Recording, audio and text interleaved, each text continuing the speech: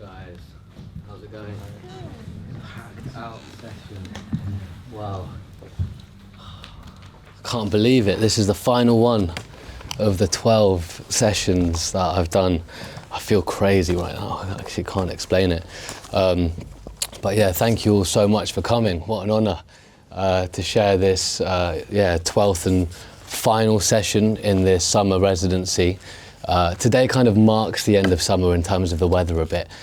So it's a good moment to conclude this really special series that I've had the pleasure of hosting here at 180 Studios on the incredible sound system that's been built by Mr. Devon Turnbull from New York. And yeah, I've gone through a few different themes across the last month and a bit. We started off with a Blue Note special that looked at the jazz label and the kind of the history from 1957 over to 1973. And then we went over to, we did the first Pakistani cinema vinyl one, so I did two then, which was nice. And then we did a couple of Jar Shaka, we did 4 Jar Shaka sessions in a few days, which was great. And then we did Songs of Healing and Resistance special, which was also special. They've all been really special. And now tonight I've just done the penultimate one, and this of course is the final one, a Pakistani cinema vinyl special. So yeah, thank you so much for all coming here to share this moment and this kind of spectacle of engagement and listening and music and history. And over the next hour and a half or so, I'm going to be playing some records from this fascinating movement and chronicling some stories that are attached to it and attached to me. Before we begin, we just ask if it's okay to pop our phones on aeroplane mode, just to minimize disturbance. You're welcome to take the odd photo or video if you'd like.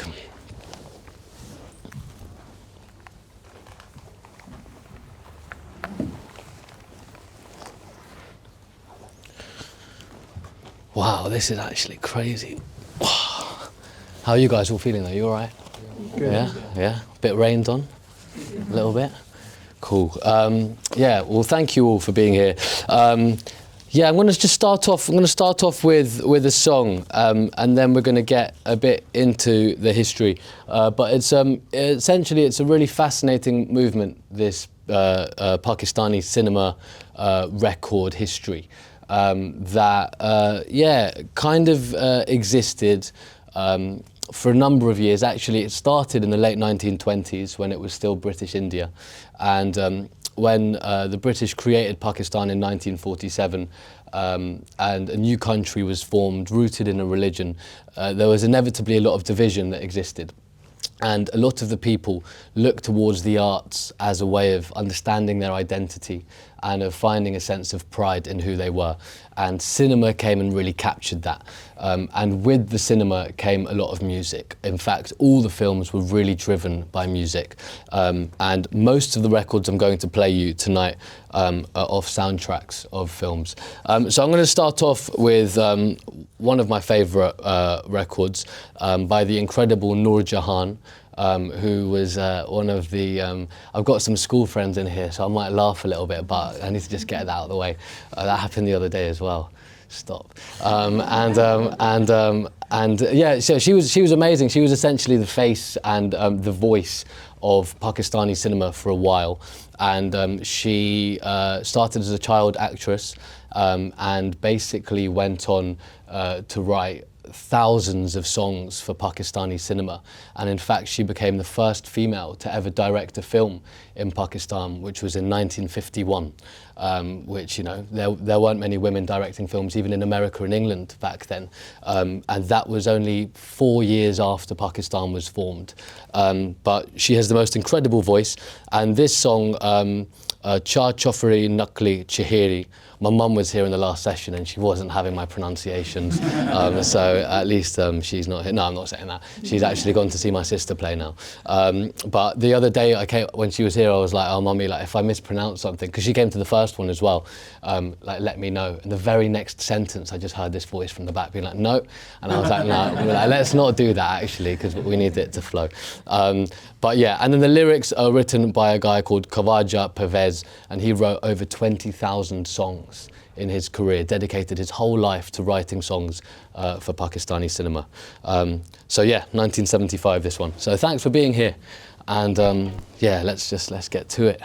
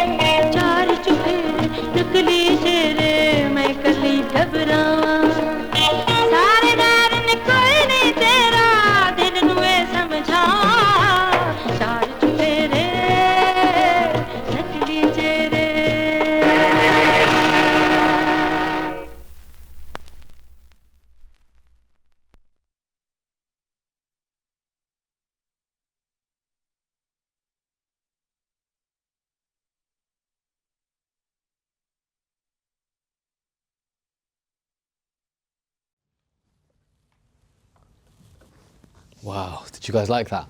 Yeah. It's pretty good, isn't it? Yeah, amazing. Noor Jahan. Yeah, it's pretty special, like having all of these records and in my collection now, and spending my life trying to really understand my own heritage and my own identity. And this is still quite a recent thing for me in terms of learning about yeah, where I come from. And my parents are both Pakistani. I grew up in North London, and I had a great upbringing. I really enjoyed it. It was a lot of fun, and I love London with all my heart, and it was just a beautiful, brilliant city to grow up in.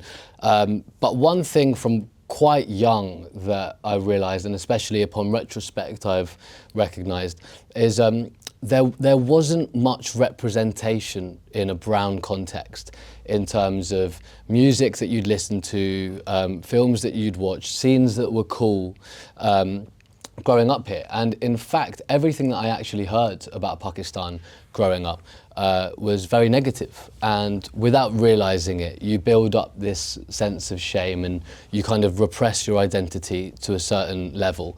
And you're more focused on kind of fitting in with those that are around you. And that was a lot of my upbringing. It was, you know, I would downplay my Pakistani heritage. And it was only as I grew older that I had 3 older sisters and 2 parents that were very outspoken and very kind of deep into the history and into the stories, and really found that space to try and educate me, but also at the same time try and protect me. So it was this strange duality of, you know, I felt very much like a Londoner, I felt very British. I knew I was Pakistani, but I'd never actually had that space to deepen my own identity and to connect to my heritage in that way. And a big turning point was actually when I was at university. And I was at university in South London at Goldsmiths, and I went to a society that I saw at the Freshers' Fair called the Social Record Society. And it was basically this bi-weekly Wednesday gathering where we would take over a record shop in South London on Tanner's Hill in Deptford, great little road, Tanner's Hill, and take over the basement. And basically from 7 till 10, it would be open decks and people could just play records, only records. And so that's where I went and started to just play the few records that I had when I was about 19, and developed this kind of appetite and feeling of what it feels like to share music on a dance floor and seeing the way people move and being in control of the journey. And I just loved it. I fell in love straight away. And after a few weeks, there were just me and this one other person that were constantly there with new records to play. And it's a guy who's now like my best friend. His name's Bror. He's from Norway. And he's got the craziest voice. It's like the deepest, huskiest, maddest voice. And there were even like Norwegian people would be like, where's this guy from? Isn't it? His voice is crazy, yeah. And he basically started playing these records that were mad. And I went up to him and I was like, well, it sounds like you're playing Urdu records. What are these? He was like, yeah, some of these records are from Pakistan. And I'd never heard the 2 words records and Pakistan ever mentioned in the same sentence. And I said to him, you know, where the hell have you got these from? And he was like, oh, I went on a 3-month solo trip of India with a backpack and a portable turntable, and went and traversed through these kind of secret hidden shops that he'd heard about, and got in and started finding all these old Indian and Pakistani records. And he brought them back.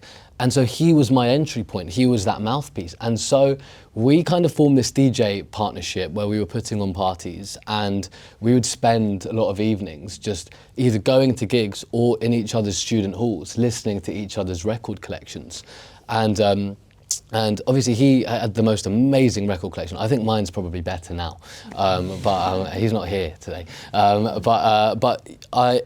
He was really so educational in terms of how he presented it. So he was telling me these stories of these places that he would end up, and we would sit in each other's rooms till literally sunrise, and we'd get pizza from this place in Camberwell called Oregano. Terrible pizza, but it was great. And we'd sit and just listen to this music and just, have it was an amazing time. And this was at the very beginning of my DJ journey. And so we'd sit down, and he introduced me to a producer called M. Ashraf. And this is when I was 19 years old, sitting there in that little Camberwell chamber that was wonderful, watching the sun come up from behind that estate above Theatre Peckham, and just listening to Pakistani music for the first time, really finding this sense of excitement of music and my heritage and maybe one day a job. And that's what was going through my mind. And this is what he was playing.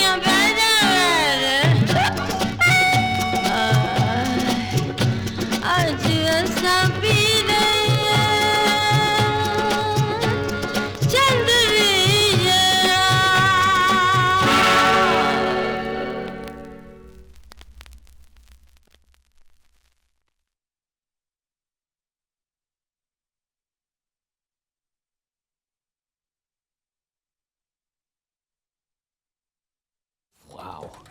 It's just the productions on it. I'd never heard anything like it before this Norwegian guy starts playing me all this music from my motherland. And I'm sitting there being like, what? This has somehow evaded me my entire life. And he's showing me these sleeves as well that are just like so beautiful. And I'd never heard this, and I didn't own it, and he had all of these records. I was like, I need to get on it. That was Noor Jahan who sung on that as well. And she actually, when she passed away, she had 400,000 people come to her funeral because of the impact that she had left. She was the cultural icon of Pakistan in terms of this creative space that she was the face of, that brought so much joy to so many people that had experienced a lot of trauma and division following partition. Oh, that rhymed. But not in a nice, that wasn't a very nice sentence to, you know, I'm not going to be saying that a lot. You know, she really meant so much, and it's just so beautiful to know how many people really came to appreciate her. In fact, I spoke to my mum and dad about it, and one of the things that I find quite impressive about kind of our upbringing, I'm one of 6 siblings, and we never had a babysitter apart from one night. And apparently the one night that we had a babysitter was when my mum and dad went to see Noor Jahan play at the Royal Albert Hall in the late 90s, and she did a Palestine fundraiser back then. So, you know, yes, the face of cinema, yes, the face of like these love songs and love stories, but also using that platform to speak up for those that don't have a voice in a way that makes the arts so important, and, you know, really moves me in terms of my understanding of music. And you know, it's constantly the arts, it seems, and it's constantly these humans that have found that space to express themselves with this fearlessness that have tended to induce a sense of energy and pride into people. And here I was at 19, eating this Camberwell pizza, listening to these songs, being like, oh my goodness, for the first time, I'm starting to get excited about, you know, where I'm from. And isn't it funny that music is the entry point to that? And so I went on my own quest to try and research a bit more and find out about the productions and the producers and the singers. And I came across on YouTube this incredible record that totally blew me away by a singer called Naheed Akhtar, who's actually now my favourite singer to ever come from Pakistan. And basically when Naheed Akhtar came along, Noor Jahan was like, whoa, because she came and basically stole a bit of her limelight, because Noor Jahan was like the person. But then they actually became brethrens, and they were tight for a while. Apparently Naheed Akhtar is still alive. I'm trying to find her for an interview, but I've been unsuccessful. So if anyone has any links, let me know. But yeah, so I came across this record that blew me away, and it was M. Ashraf, the producer, and Naheed Akhtar, the singer. And then I went on Discogs, and I was quite new to record buying. I was 19, and then I see online it's £65 for this one song, and it, you know, it shocked me. back then I was like, whoa, like who's gonna pay that much money? Like I really want it, but goodness, like that's a lot for a record, which no one cares about apart from me at that point, because no one would book me to do any parties. And so I was like, okay, I'm just gonna put it on my Discogs want list, which is what you can do on the website, and they send you an email if someone lists it. And it was a few months later that basically I got offered my first ever radio show on Giles Peterson's Worldwide FM. And I was like 19, 20 years old. And it was the biggest dream come true for me, because I had dreamt of having a space where I could tell these stories to a wider audience. And I'd been listening to that radio station since school. And so when he offered me, I remember going to his office in Finsbury Park on a Monday, it was a Wednesday, and we met at like 8 a.m. It was insane. And I went there, and then we ended up having this chat, and he offered me this show, and I was like so excited. I only called my mum. I'm not telling anyone else until it's totally certain. And then I went back to university to go to a lecture on Victorian literature. Did not care one bit about that lecture. In fact, in the lecture, I was writing down the story of getting the show on Worldwide. And then I got home that night into my Camberwell chamber. And I went to sleep so happy and just excited about this new chapter of radio. And then I had this urge to check my email, I remember so carefully. And I checked my email, and I'd received, within the last hour, an email from Discogs being like, an item on your want list has been added to the website. And so I went on it, and somebody had put up this record, and it was for £55, 60 quid still, and I was like, that's like so expensive. It's from Denmark, it was from Denmark. And I just thought, do you know what? I've just got a show on Worldwide FM, like student loan has just slipped in. I'm buying this. And I bought this record, and for a couple of years, it was my only Pakistani record that I had. And it was this one. Came in the post a few days later to my student halls, and it is literally such a special record for me in terms of the first ever piece of music and physical. Look at that, I'm such an idiot. I broke it a bit. So you guys, does anyone want that? I'm not giving it to you anyway, I'm gonna keep that. Oh no, I've actually fully broken it. Whatever. Can't dwell on that, isn't it? In fact, yeah, I'll get to that. Basically, there's another story, and then I bought another one. I found another one. but I never played the other one though, because it doesn't mean as much to me as this first one. That's annoying. Whatever though. And so yeah, so this arrived, and it kind of became that one symbol, that one emblem of my identity.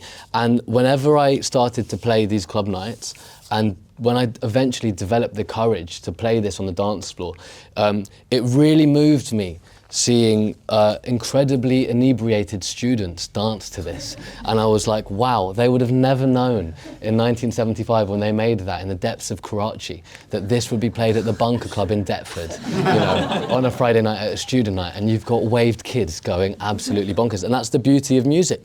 And that's the beauty of being a DJ, is actually something I've come to appreciate, is being a DJ and a radio broadcaster, you have the opportunity to immortalize these sounds and songs of artists who have perhaps passed away. And when their ability to perform live, stops, and that's no longer a thing, it actually becomes down to the human being to collect the music and bring it to those spaces, like the club or like in here, where actually we're not just online listening to this old music on our own, we're able to appreciate these songs of the past together in a room, and I think that's really special. So yeah, this is my favourite Pakistani song from Naheed Akhtar, who I'm definitely going to interview, I bet, one day. And it's called Ye Aaj Mujh Ko Kya Hua, which means today what has happened to me. Oh shit. Look at this, this is mad, this turntable's got 2 handles. You guys ever seen a turntable with 2 handles? I haven't.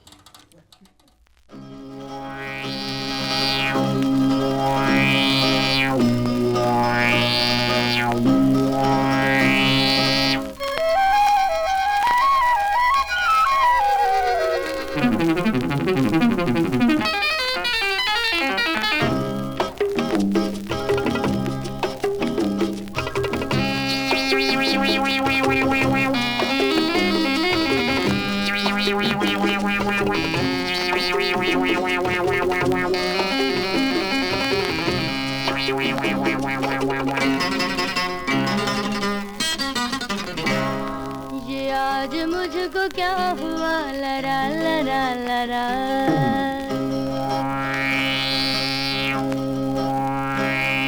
ये आज मुझको क्या हुआ लरा लरा लरा अजीब सा सुरूर है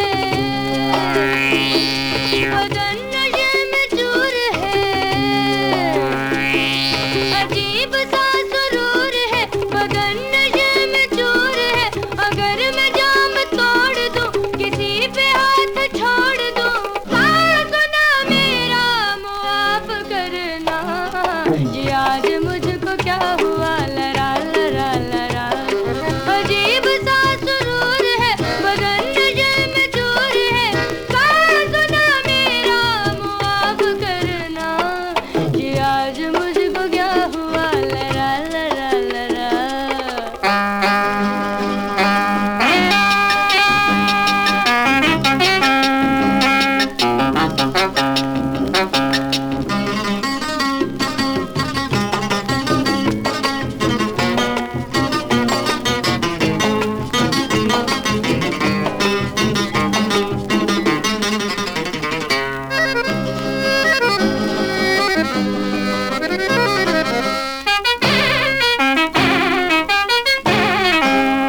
ये दो के चार हो गए हैं क्यों मुझे खबर नहीं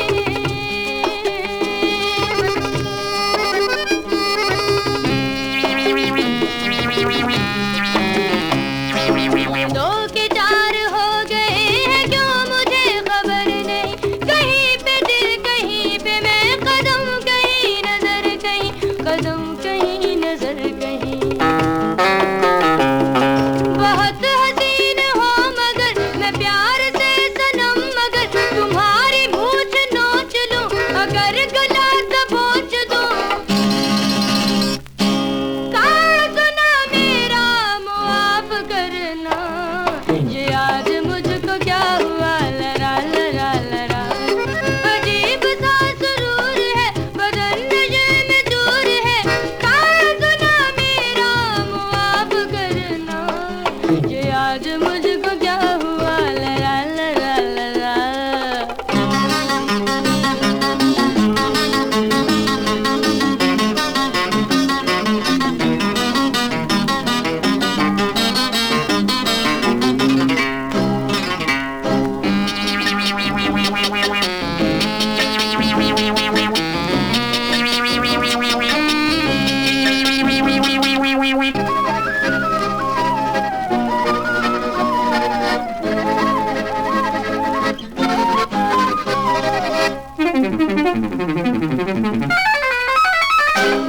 जुबान लड़खड़ा गई ये होश ही नहीं रहा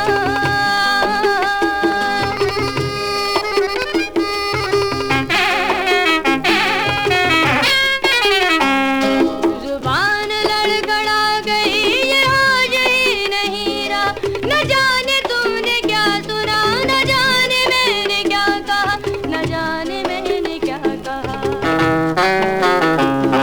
ना आज मुझको टोकना ना मेरी राह रोकना मैं जो करूं वो करने दो कोई मरे तो मरने दो सुना मेरा मुआफ करना ये आज मुझको क्या हुआ लरा लरा लरा अजीब सा सुरूर है बदन नशे में चूर है अजीब सा सुरूर है बदन नशे में चूर है अगर मैं जाम तोड़ दूं किसी पे हाथ छोड़ दूं सुना मेरा मुआफ करना ये आज मुझको क्या हुआ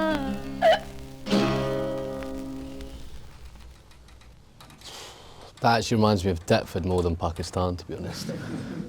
What an amazing song. Kavan, can you understand what she's saying? Yeah, some of it. What's she saying? Mushko kya hua hai is like what has happened to me today. Yeah.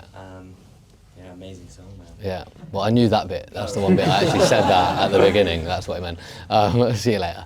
I'm joking. No, but actually, because it was funny, because the other day we had some older Pakistani heads that were in here, of like our parents' generation, and my mum just got too excited in the first session. She was chatting so much and was just like, it was giddy chat, but I was like, Mummy, it's a listening session. But she, you know, she told me, she gets really excited about this kind of thing, which is sweet. She told me that, you know, she's actually talking about like drinking, and I had too much to drink today, and then I was in love with this guy and all of this stuff. And I just think that's so fascinating that that was actually a popular song that was coming out in Pakistan in the 70s, sung by a woman, and people loved her and loved it. And it's actually, it doesn't really align with the Pakistan that I grew up learning about, and the negative connotations that were often attached to this country's story. And actually there was this great sense of open-mindedness and pride that was associated with the art, and therefore it permeated into the people. And it was a really flourishing scene. And that moment when I started DJing and collected that really just probed me to dedicate at least a part of my life to learning as much as I could about the music and the history, and in whatever small way I could be a mouthpiece to the people around me about it. And so I did a lot of interviewing. I got commissioned to make a piece of radio for Jazz FM and to write an article for The Guardian, actually, a long read about the history of Pakistani music, which actually was during lockdown. And I spent 3 months every single day. I went so in, they don't even know how in I went for them, to literally find all of these musicians. I did like 6 or 7 interviews with like Zoom calls with people in Karachi. That's where I learned so much of this information. And it was, yeah, it was really, really amazing. But then as I started to learn about the history, I realized that it was actually, it was quite a sad history eventually. And basically from the 1940s onwards, Pakistan was producing thousands of films a year. And so many of these films were being screened in cinemas, and they would be in for sometimes, you know, up to 100 weeks, with people constantly going to see them. And at a time when, you know, when Pakistan was created and it was anchored in a religion, you've got to understand that people in 1947 who were born in British India, like my grandparents who are still alive, suddenly this event has taken place where this country has been created. A lot of people have died. It's rooted in a religion. And imagine how confused you must be about your identity. You know, you were born in one country, but now you live in another. Where are you actually from? And that's when the cinema essentially came and told these stories that were actually a little bit lighter, and allowed people to just observe and appreciate and find pride in these characters. And it's like, it's very similar to the Love is Rock movement in terms of reggae. Love is Rock was a response to the really heavy political, spiritual roots music. And actually, it was a British movement that, you know, young black British children, like boys and girls who were teenagers, just wanted music to get down to, where, you know, they could dance together and find the sense of love whilst also connecting to their identity. So that's the Love is Rock Pakistani cinema vinyl connection in my eyes. But, you know, as it went on, in the 1970s, a fact that I learned that really blew my mind was that Pakistan, stop making me crease, Nick. Pakistan was the 4th biggest producer of feature films in the world, behind America, the UK and France. It was putting out thousands of films a year, all of which were getting this incredible recognition. And that was when the society started to expand and people became a little bit more open-minded, and it was really flourishing. And you essentially had these women that were at the very forefront of it. And what happened after that was, in 1978, essentially, America saw the progression of Pakistan as a threat to its geopolitical influence in that area, with those Cold War tensions that were still very much intact. And they essentially decided to finance a military coup that overthrew the Bhutto government in Pakistan and brought in someone called General Zia al-Haq under American terms. And the first thing that went with that was the cinema scene. They got told to shut the cinemas, and any films that were produced had to be censored through the government. And suddenly you went from all these positive stories about Pakistan and all these love stories over towards kind of these more intense violent stories and these intense films that created fear and caused division.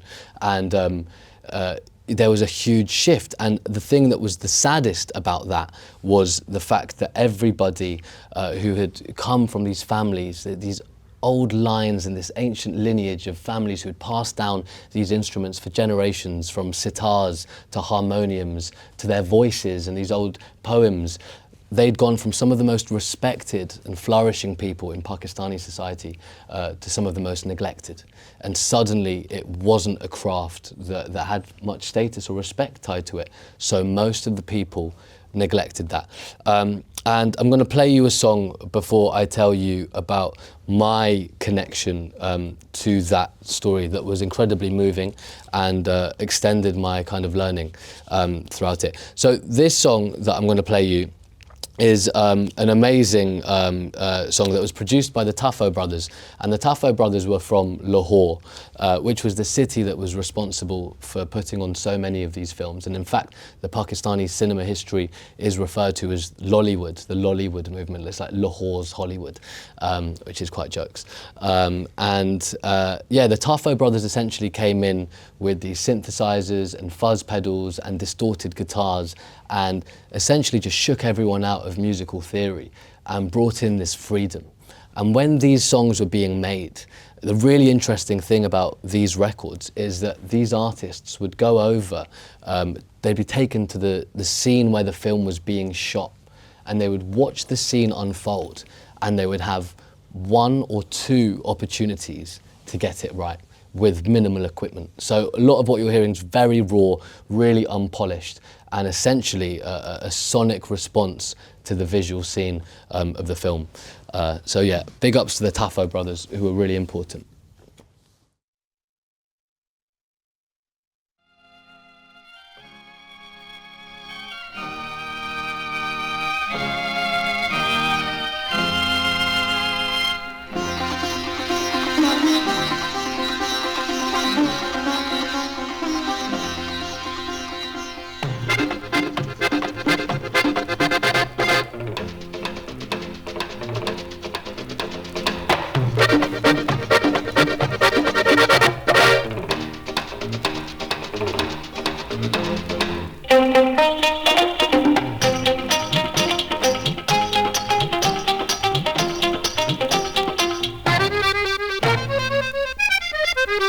कुछ फिस गई है, थोड़ी पाट गई है,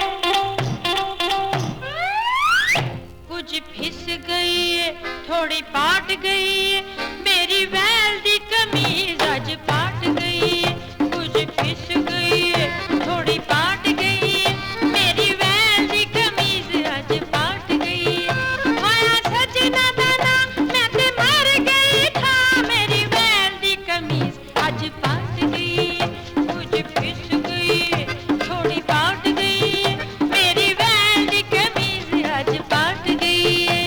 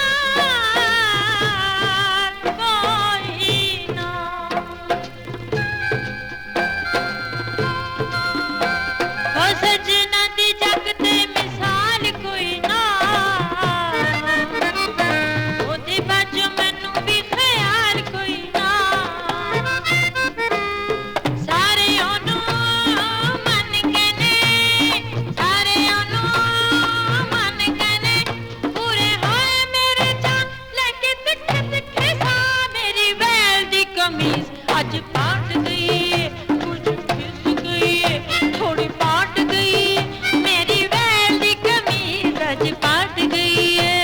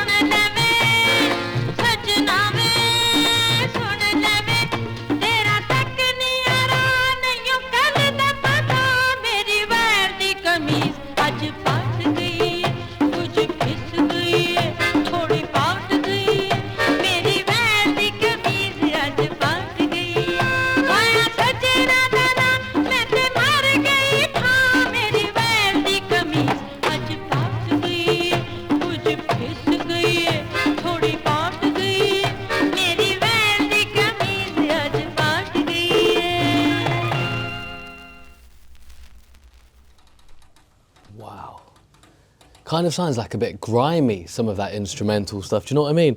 If I was a grime producer, I would definitely sample that. And it's just that that's the thing that really blows me away about the Pakistani music, is how unrestrained it is. I don't think I've ever heard a kind of an era of music and this kind of catalogue of a sound or a genre that is so unpredictable. You just don't know where any song's going to go. And all these sounds are coming in. What are some of these sounds? Do you know what I mean? Tougho Brothers, unbelievable.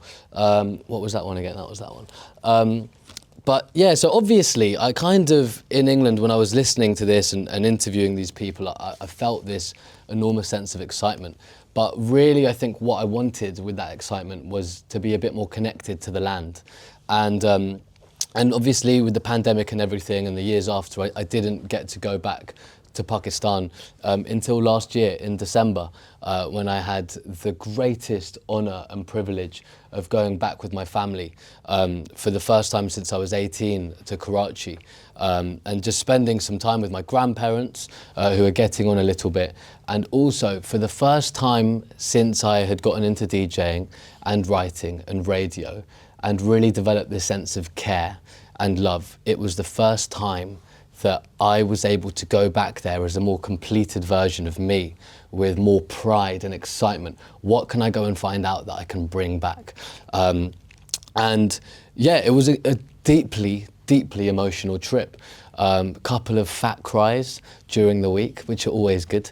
And on the first day we went to this shop, we went to this great shop, and I bought this two-piece. How sick is this two-piece? So obviously I was feeling great. From day one I was like, this is going to be a really good trip. And in fact, it's quite interesting how they made this. This is like this ancient Pakistani Indian process called ajrak, which is like really kind of environmentally friendly.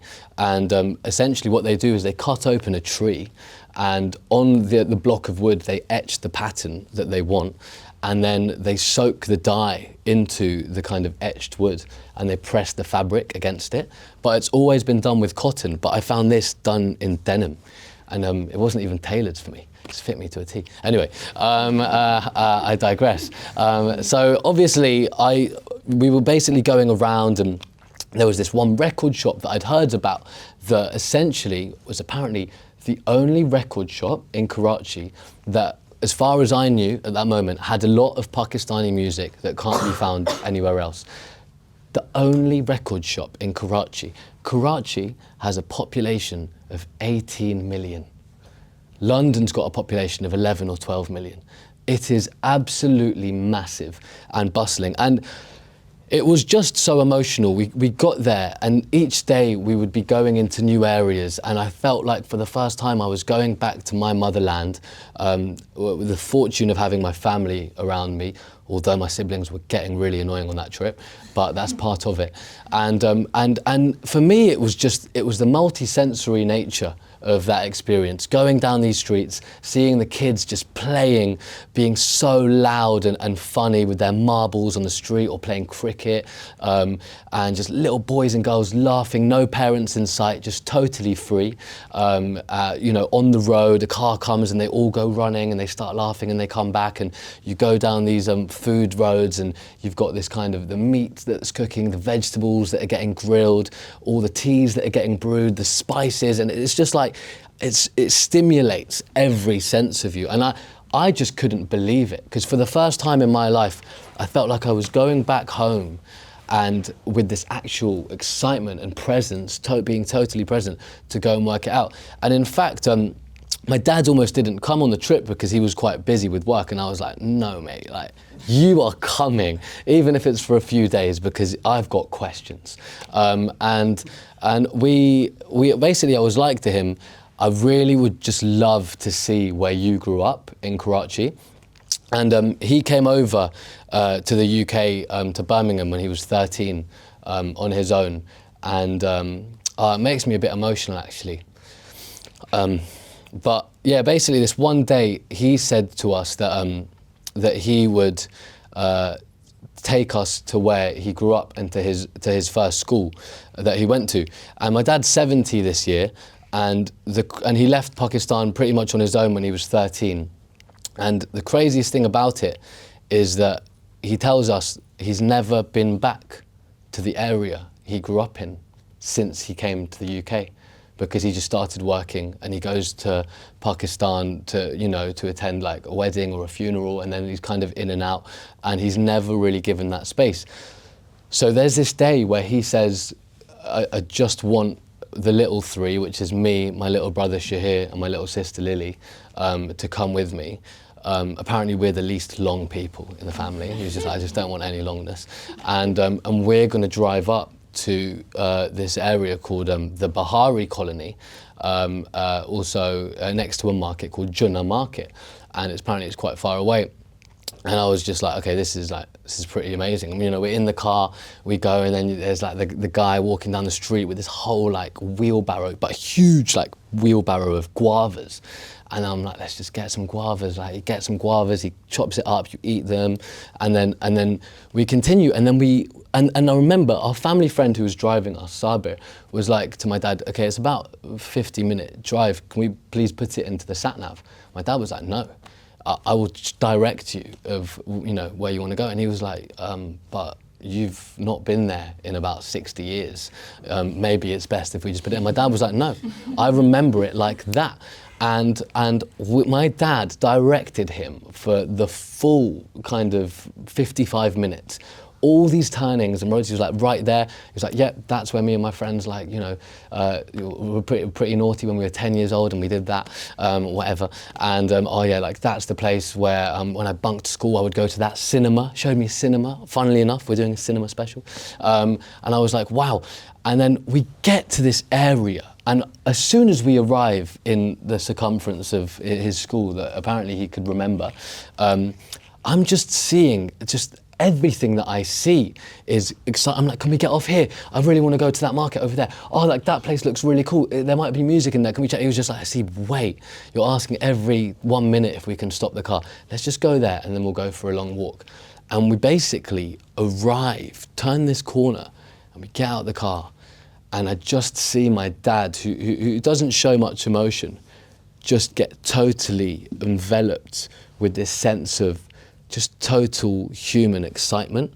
And he points at the gate and he was like, that was the school that I went to from the age of about 5 till the age of 13. And he said, you know, I bunked more than half of it. And that's what I had a phone call with him today. And he was like, yeah, I was just going through the stories again. And he was just like, yeah, I would bunk school and just bop about and try and do little tasks for people that ran restaurants and go through the market. And just like, he had a lot of energy. That's where he said he learned a lot of stuff. But we were outside this school and I'm just there with my dad, who's in his late 60s. And there are these children around. And my dad goes up there are these 2 boys who are about 7 and 10. They come up to us and they say in Urdu to my dad, can we help you with anything? And my dad's like literally a 7-year-old saying this to my dad. And I was like, this is so jokes. And my dad's like, yeah, like this was my old school. This was where I went. And then the boys were like, oh, this is our school. We're just on summer holidays right now. And then, can you believe it? This 7-year-old is like to my dad, would you like to come inside? Like, do you want me to help you get inside? And my dad was like, I'd love that. And so this boy like shouts through the gate at a guy. This guy comes over, they explain the story, opens it. This schoolkeeper comes out, who's been the schoolkeeper for 35 years. But obviously my dad was there ages before that. And we come into the courtyard, me, my little brother and my little sister and my dad, and he just points at where he had his maths lessons. He's like, this was like the garden that we used to come and break. And I had never thought I would have this day in my life where I actually got to understand a little more about where I was from. And it only happened a few months ago. And I was just totally spellbound, and we ended up going for a 3-hour walk through the local area. And we went past, his dad ran a tea shop and a restaurant, and he pointed out where it was, and we all got a photo there. And we went through this market called Junnah Market, which was the craziest market I've ever been to in my life. They're just donkeys running around, like kids just having fun, like all these spices and colours and food and ceramics and everything. And we go past this one little stall, and there are these 2, this man and a boy making rings, and I really wanted a ring. And so I was like to my dad, there was like this little stone, and they were like, you can pick a stone in a frame, this father and son. And so I picked this stone, and it said it was a red stone, it said a little something on it in Urdu, and I didn't know what it said. And I was like to my dad, what does that say? And my dad takes a look at it and he says, that says Muhammad, which is his name. And I'm in obviously the area that he grew up in. And I was like, right, well, I obviously want that stone and I want it into this frame. And within a minute and a half, this father and son just etch it and they polish it. And they create this ring, and it's this ring. But yeah, you can see it there. And in fact, I got these two there, and they're also, but they're not as great. And then this one's from Deptford Market, which is also one of my favourite markets, but very different to Junnah Market. But this was basically this one day, and this day induced me with emotion. And the next day, we were meant to have this dinner with our cousins, and it was apparently a big dinner, and I had to be there. But this was the only day that I could try and find this record shop that existed in this area in Karachi called Patel Para. And it was also run by a father and son. That's all I knew. And so I basically blagged it and convinced my family friend to say, you know, he's coming with me, and you know, they can sort themselves out. And so he did, and he drove me an hour eastwards to Karachi, in this eastern part of Karachi that I'd never been to. And we get out of this car, and I'm hotspotted off his phone, and I'm speaking to this guy who I've messaged for a number of years, who runs this Instagram page that has music from Karachi, and his name's Hussein. And we arrive on this dark road, and there's almost like this Aladdin-esque clay block of flats that exists. It's literally like you've gone back in time. People drinking tea on the street, playing football, and it's about 7 p.m. And I go into this courtyard, and he comes downstairs, and we go up about 16 flights of stairs. I'm like, what floor is it on, mate? He's like, it's the top floor. Get to the top floor, and oh my gosh, he opens this door. I cannot tell you what I saw when he opens this door. He just opens it, and it's just this room filled with thousands of records everywhere that had the craziest artwork on it, these gramophones and turntables and old Pakistani film posters. And I have like a mini breakdown, and he's like, what is wrong with you? And I'm like, do you understand how crazy this is? And he's like, yeah. He didn't know, he didn't. And then he's like, this is the first room. There are 3 other rooms. And I'm like, mate, I need a moment for my heart.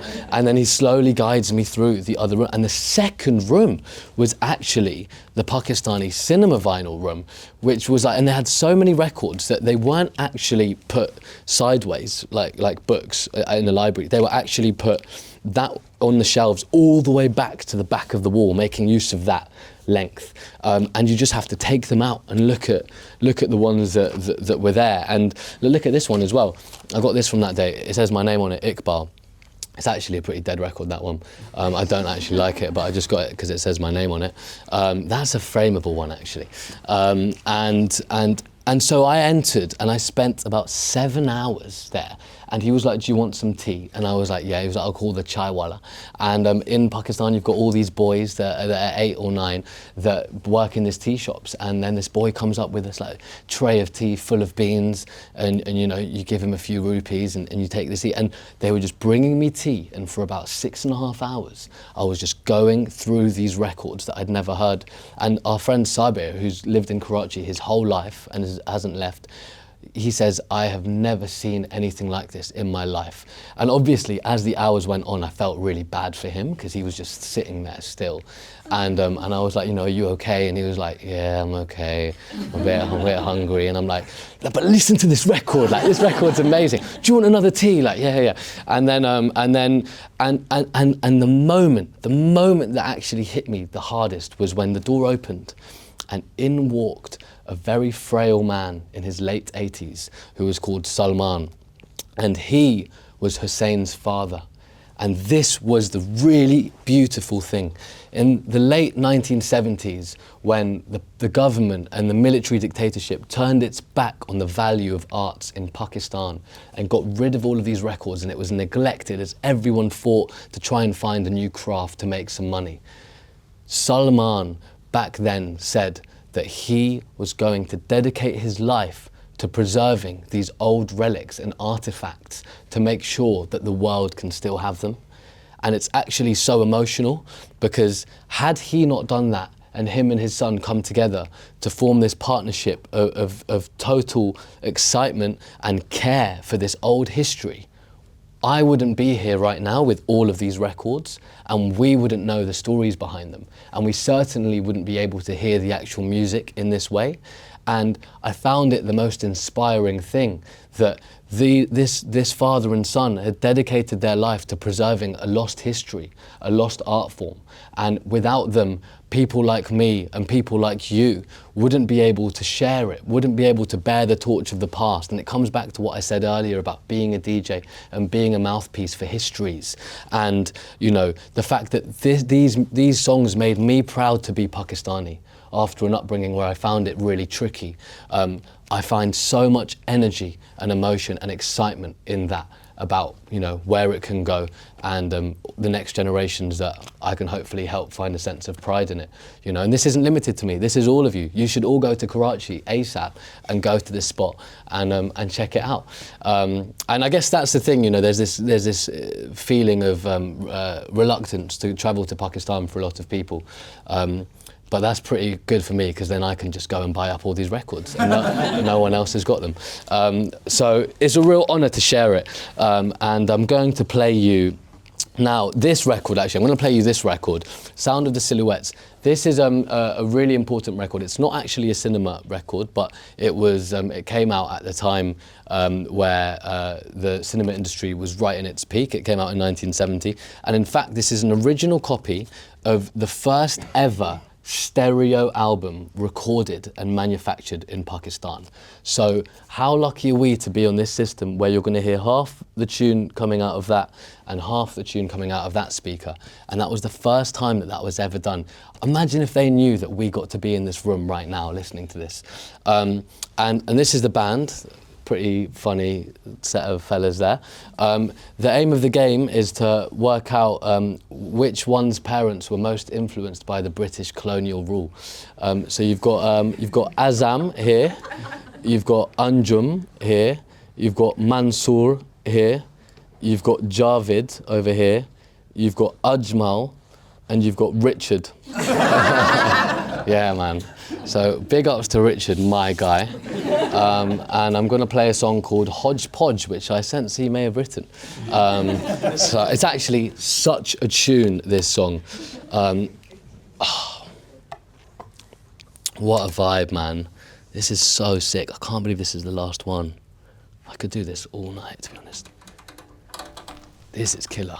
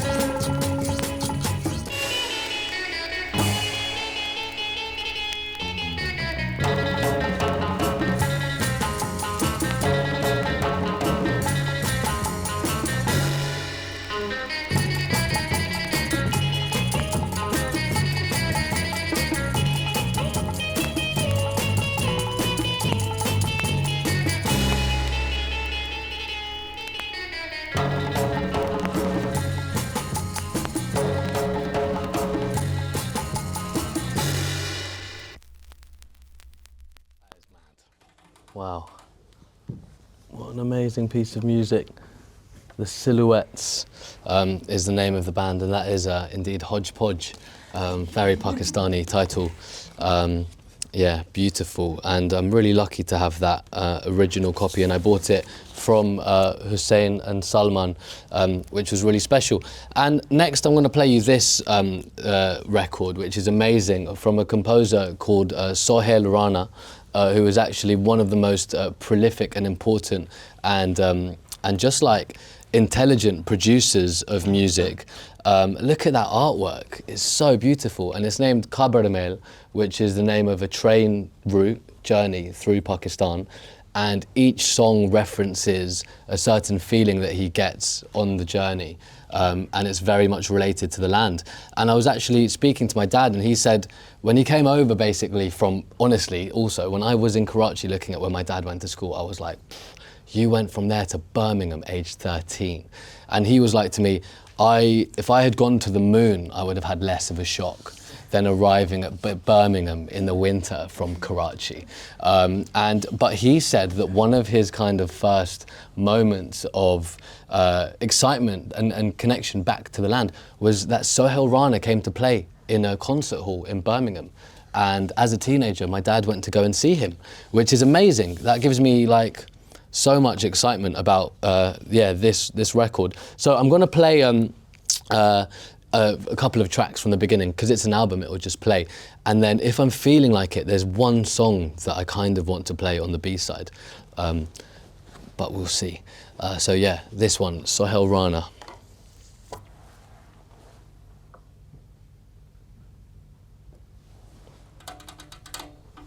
Imagine you're on the train.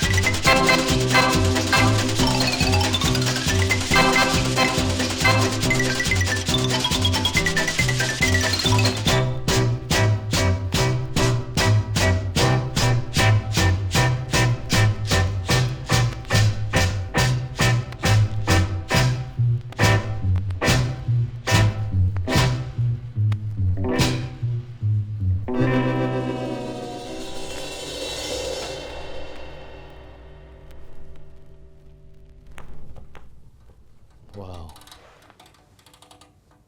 What an amazing song. I really felt like I was on a train there. I'm going to play you this one on the B-side. It's a short one. It's called Chandni Aur Tum, and it basically means moonlight and you. And I love the moon. And also, I've always thought that, you know, if I hopefully have children one day, I would love to play them, the baby, when they're babies, this song, you know. So that's what it makes me think of, actually. And it's just really beautiful. And it also shows the sensitivity of some of the production as well. Whoa, sorry. Because obviously so much of it is really heavy and fast-paced and wonderfully chaotic. But there is also a really beautiful sensitivity. And after this, I'm going to play you, oh my God, what am I doing? That's the thing with records, you know, they can break a bit. At least the music still sounds good. But this is what Sohail Rana also did, this incredible folk, brilliant. This incredible little folk EP, and it's on a 7-inch, and there are 2 songs on each side.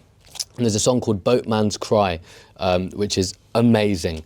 And then, yeah, and then we'll have time for just one more after that one, but it's all right. Okay, let's go. This one, the baby song.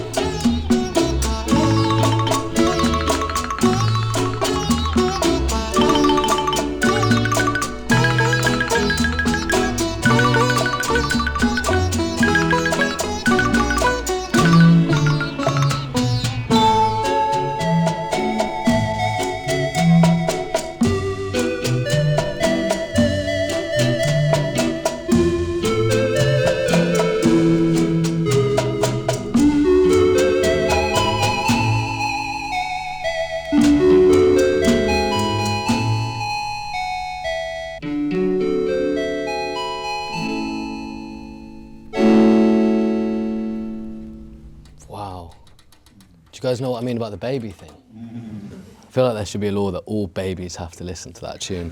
I think it will make everyone really chilled out, to be honest. But yeah, amazing song. And Sohail Rana, what an incredible composer. And yeah, one of the masters. So important in the expansion of Pakistani music production. And like a lot of these people, like Nahid Akhtar, like Noor Jahan, like the Tafa brothers, dedicated their entire life to this period of art.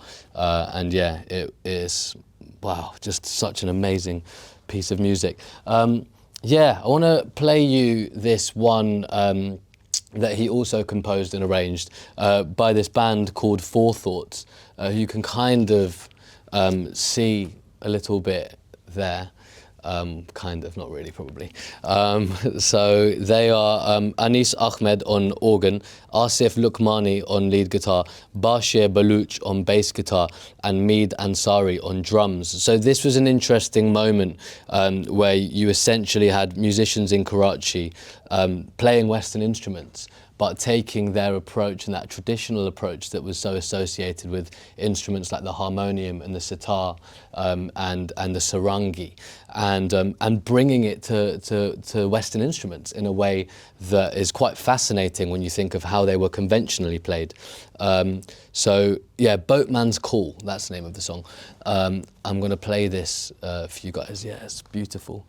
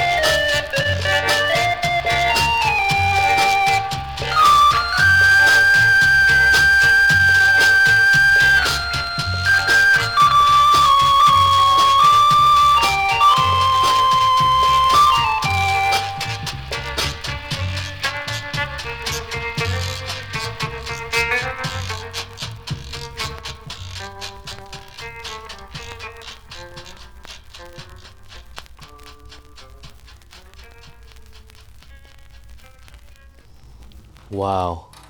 That organ, I've never heard an organ sound like that. Amazing, and really fascinating to see their use of Western instruments in their own way. Yeah, and that was a band called The Forethoughts. So we've only got time for one more song, I think, which is pretty mad because that's like the final song of the whole residency of all 12 sessions. It's been like 12 2-hour session, 24, that's 24 hours, isn't it? We spent 24 hours in here. That's a day, that feels apt. And this next one is actually a really fascinating record, and it details another side of this history that was really important, and it's the connection between Pakistan and the world in terms of the Cold War years. And basically, after a lot of these countries in Asia and also South America and Africa got their independence, of course you had the Americans and the USSR kind of at it with each other to work out who could influence these countries following their independence. And Pakistan, because of where it was placed, and the years that followed 1947 were becoming quite influenced by the USSR. And the Americans didn't really like that. And so they were looking at certain ways in which they could exert a form of influence that would capture the people in a not so intense way. And a really interesting scheme that they launched, which isn't talked about that much, was a showcase called the Jazz Ambassadors Showcase. And essentially they would send out jazz musicians from America to countries like Pakistan to go and play for huge crowds, to essentially enchant them with this idea of America. And so to Pakistan they sent out Dave Brubeck, Dizzy Gillespie, Duke Ellington. Can you believe it? They all played in Karachi in the 60s. And actually Duke Ellington and well, no, it was Dizzy Gillespie and Dave Brubeck both made songs when they came back about Pakistan. And I believe Dizzy Gillespie won a Grammy for his song Rio Pakistan as Best Jazz Instrumental Tune, which is fascinating. And that's like old school, that's like 60 years ago. But it obviously, and there's a great photo actually of Dizzy Gillespie on the streets of Karachi with a snake around his neck, with a traditional hat on, playing his trumpet with his quintessentially inflated cheeks, because his cheeks would just inflate like a balloon. And he was playing to a snake, and you had all these kids around him. And for a lot of these musicians, they just saw it as an opportunity to play in a part of the world that they otherwise would never be able to go. And it was funded. And for the governments, it was an opportunity to influence, you know, these people. And so they all played. And at one of the Duke Ellington gigs was a young man, or young boy at that point. He was about 12 years old, called Badal Roy.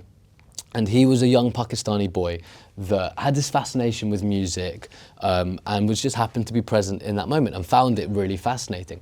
And a few years later, when Badal Roy became about 18 years old, 19 years old, like a lot of people in Pakistan, like my dad as well, around the very same time as my dad, he went over to America to try and get an education and to try and create more opportunities for himself there. And he settled in New York and he tried to study for a bit. And he realised that it was too difficult and he needed to make money. So he settled in the Greenwich Village area of New York at a restaurant called A Taste of India. And he essentially was a waiter at first. He was just a busboy, bopping about, doing the tasks. And one day, his boss basically said, we really need someone to play an instrument to entertain the diners, so more people will come and people will stay. And he said, does anyone play any instruments? And Badal Roy said, I play the tabla, which was not true. He'd played it a little bit with his uncle, but he certainly wasn't a tabla player, and he'd never told anyone that he was a tabla player. So his boss said, well, look, you can play from next week, and we want you to play a couple of nights a week, and obviously you'll get paid more. And so he went to get a tabla and started playing it, and then each, you know, they didn't know anything about like tablas, so it was an American New York restaurant, so he was just playing the tabla. And then within a few weeks, certain musicians started to come and jam with him. And one of the musicians came over, he was a guitar player, English guy, and he basically said to Badal, I love your tabla playing, and I've never actually heard the instrument before. This is 1969 in New York, right? And you've got this Pakistani guy who's playing the tabla. And so he basically said to him, would you be up for recording with me? And he was like, yeah, sure. And Badal Roy says to the guy, I didn't actually get your name, like, what's your name? And the guy says, I'm John McLaughlin, one of the most important British jazz guitarists in history, who actually was the only British head to go and totally interweave with all the American legends at that time. And John McLaughlin put him on his first album called My Goals Beyond, which is a really important jazz album in that canon of history. And then it was about 2 months later that John McLaughlin came back into the restaurant in the daytime, and he comes to Badal Roy and he says, I've told my friend about you, and I've played my friend your music, and my friend really wants to hear you play. And he's just around the corner at the village gate. Could you come in and play your tabla? And Badal Roy is like to his boss, like, I've just got to play a tabla for a bit, I'll be back in an hour. His boss is like, yeah, this is cool. And so Badal Roy walks off, like, still fresh off the boat, you know, if you don't mind me using that phrase. You know, he's still so new to New York. And he's like to John McLaughlin, who is your friend? And John McLaughlin says, my friend is called Miles Davis. And Badal Roy was like, cool, I don't know who that is. And he didn't. And so Badal Roy gets over to the village gate, and it's Miles Davis, Herbie Hancock, Chick Corea, Jack DeJohnette, all of these legends in a room. And they get all the instruments and they're playing, and Miles Davis points to Badal Roy and he says, you start, we're going for it. And Badal Roy starts playing the tabla. And Herbie Hancock joins in, and Chick Corea joins in, John McLaughlin joins in, Jack DeJohnette, and they just start going. And that ended up becoming Miles Davis's 1972 album, On the Corner. And nobody knows a Pakistani tabla player was on that. That record, when it came out, was scolded by the jazz critics as being one of the craziest and most bonkers records that had come out, and it didn't make sense. A decade later, it was celebrated as arguably the most influential jazz record in history in terms of its influence on post-punk and then later down the line electronic music, rock music. And the reason why Miles Davis had done it in that way is 3 years before Woodstock had happened in New York in 1969, and a lot of black children had left jazz and gone towards rock. So Miles Davis, the king of bebop, who could play so in such a controlled manner, went and basically got all these instruments together and created a 21-minute crazy wonky tune called On the Corner. And Badal Roy was the person that started that.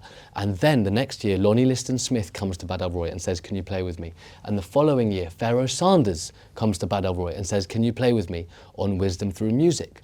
Love Is Everywhere, the most famous Pharoah Sanders tune, that's Badal Roy on tabla. Can you imagine when I started finding this out? I was bugging out, right? It was during the pandemic. So this is when The Guardian had asked me to do this story. And I find out Badal Roy is alive. And I actually had the pleasure of doing Badal Roy's final ever interview before he passed away. And it was for The Guardian, and it's been immortalised in that writing. And he gave me these stories, some of which were written about, you know, online, but he really helped me piece it all together. And he became this exponential force of Pakistani music and helped it kind of drift and permeate into other countries and into Western jazz. So I'm going to finish with a Badal Roy song. You know, we've done the whole session in Pakistan, but to finish with a moment where the music comes into the world and comes towards us. And it's him with Perry Robinson, this incredible clarinet player, and Nana Vasconcelos, who's an amazing percussionist who played a lot with Don Cherry. And there are 3 tunes on this, and I kind of, it's got to be that tune. It's got to be this song called Always Backwards, where they're all playing their instruments, and Nanos Vasconcelos is playing the birimbo, the shells, the congas, the African talking drum, the tambourine, Badal Roy's on the tabla, and Perry Robinson's on the clarinet. And this was a huge moment for America, because it basically meant that all of these musicians that were producing jazz in a certain way had suddenly been influenced by African instruments and Asian instruments. And for them, people like the Summer Orchestra, people like Don Cherry, it took it back to the source. It took it back to where it all began, the motherland. And it feels quite apt that this is the final song of my residency, and it's a real honour to share it with you all. I'll say my goodbyes properly after the tune, but we'll just get into it first. But wow, this has been special.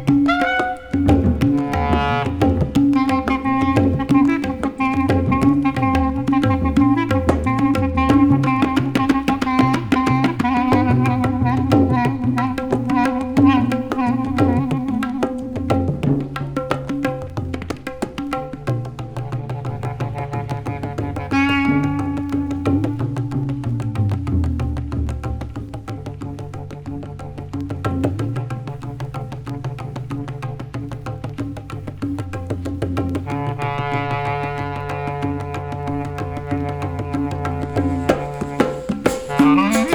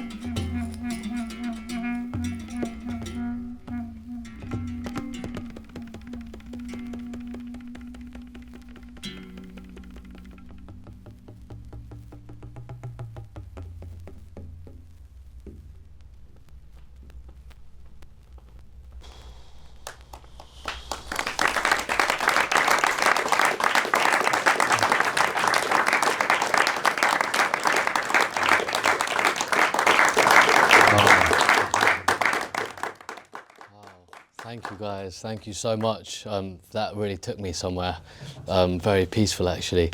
Amazing song to end this beautiful evening and to end this incredible residency. Thank you for being such a lovely crowd coming here to hear what I've got to say about Pakistan and to listen to the music and to appreciate a history that could so easily evade us. To have this kind of space and have this level of intimacy, it kind of marries together all of my favourite things. You know, you've got the sound system culture element through this quality of sound, you've got the intimacy of a theatre and the silence of a theatre, you know, you've got the appetite for music like a club, you've got all those things, but this kind of experience just does not exist. I feel so grateful to have done this across the last 24 hours over the last month. I've never felt closer to music and I've never felt closer to the properties of it to heal one and to inform one and to help one. It's made me feel so peaceful and it's really helped me being here just sitting for so many hours listening to music in this beautiful room has honestly helped me find such relaxation fundamentally. And I think that's something important for us all to bear in mind. You know, make sure that you keep listening to music, keep finding out the stories, keep sharing it and be the bearers of the torch for those that came before us that would appreciate that so much. I want to say a huge thank you to the 180 Studios team who've been amazing, to Uli as well. Thank you for filming, I really appreciate that. That'll be in the vaults one day, you'll find that, maybe one day soon actually. And I want to say the biggest thank you to Alex over there, who has been the man who's helped this all happen and has appreciated my vision from the beginning before this had ever happened before. We did the first ever listening session in this space like this, and you know, you trusted that vision, you appreciated it, you've been at every single one. And this residency has totally changed my life. I'm going to be upstairs in a bit, so we're going to bring a few beers upstairs, so if anyone wants to hang about and have a hang, you're most welcome to. But this has been the greatest honour of my life. My name's Haseeb Iqbal, and thank you so much for all coming, everybody.